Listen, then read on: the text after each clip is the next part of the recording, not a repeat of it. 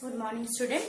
In my past video, I had discussed regarding the motion of the conductor when it is already in a magnetic field.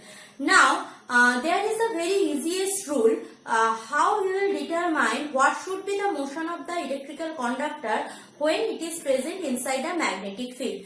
That rule is called Fleming's left hand rule. The rule is very easy. First I am demonstrating you by my left hand, then I am showing you diagrammatically. See, this is my left hand, this is my three finger. So, suppose I am placing my three finger at a mutually perpendicular motion, means here it is 90 degree, here it is 90 degree, clear? Here it is 90 degree, here it is 90 degree, clear? Suppose this is my forefinger.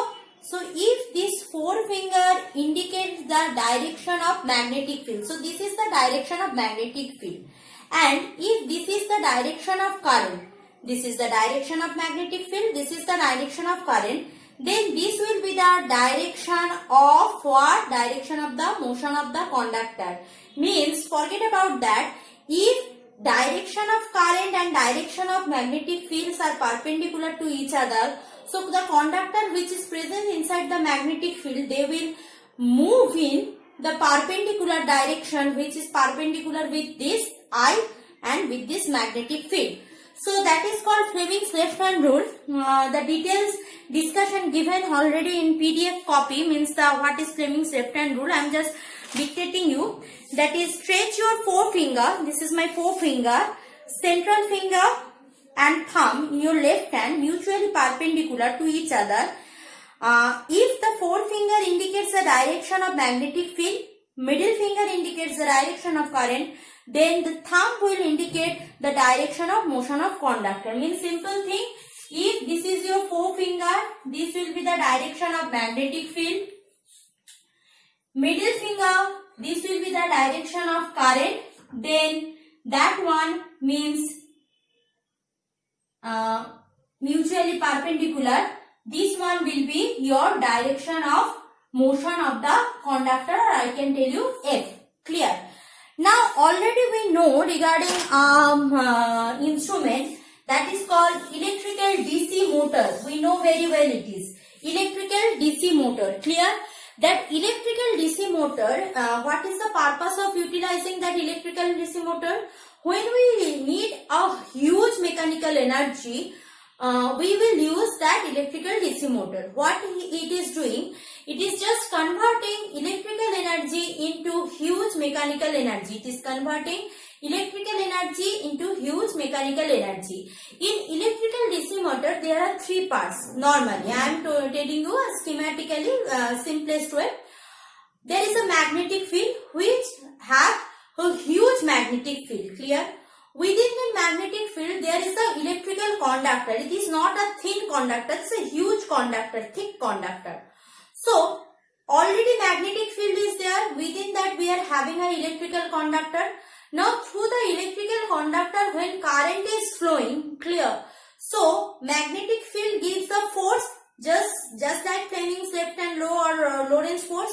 So, due to this Lorentz force, this electrical conductor which is present inside the magnetic field start rotating or start moving, and that we are utilizing that motion for our purpose, which is actually the mechanical energy which is converted from that electrical energy. That electrical energy is passing through the conductor. So right now we will discuss the working principle, detailed diagram of electrical DC motor.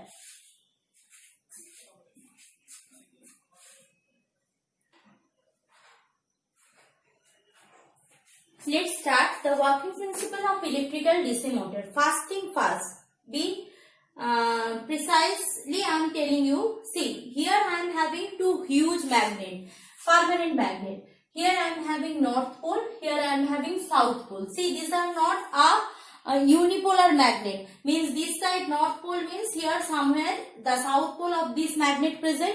This side south pole means here somewhere north pole of this magnet present. So I am having two magnet. I am utilizing its north pole and south pole. Clear? Actually, we are utilizing a horseshoe magnet. Means this side north pole, this side south pole. Clear? This is a complete magnet.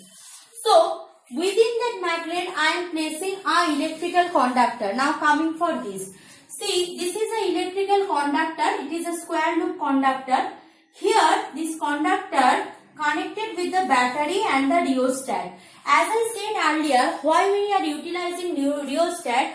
Because if I am having rheostat, I can increase or decrease my rate of flow of current. Why I will increase the rate of flow of current? Because we know if rate of flow of current is increasing, then the strength of the magnetic field generated by this conductor also increasing. Strength of the magnetic field generated by this conductor also increasing. Clear? So,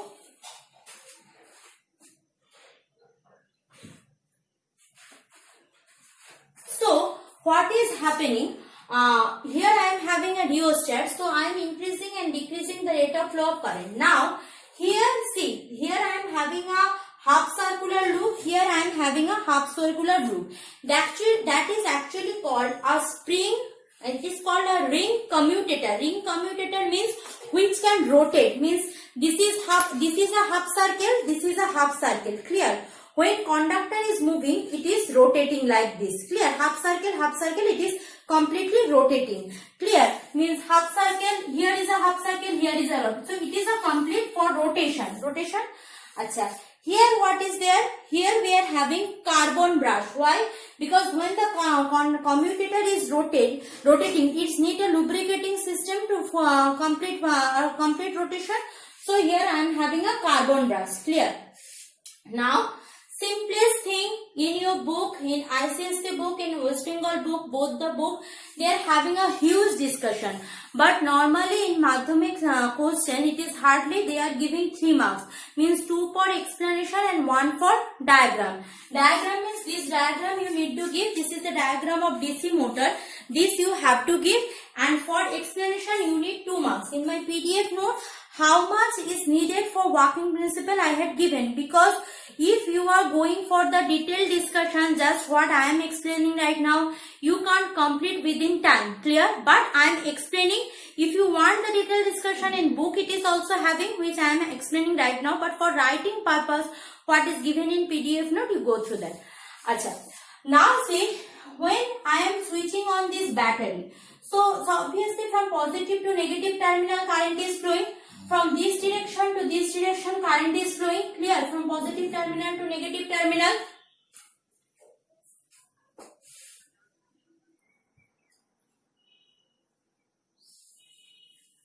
Now see, when current is flowing from positive to negative terminal, see, means, see carefully, this is the direction of current, this is the direction of current, this is the direction of current. Means AB to BC to CD and coming from D to the negative terminal. Clear? Now if you saw carefully, there are 2 things. What are the 2 things? AB portion, DC portion, BC portion and AD portion, so there is no connection, no problem regarding that. Now see, when there is a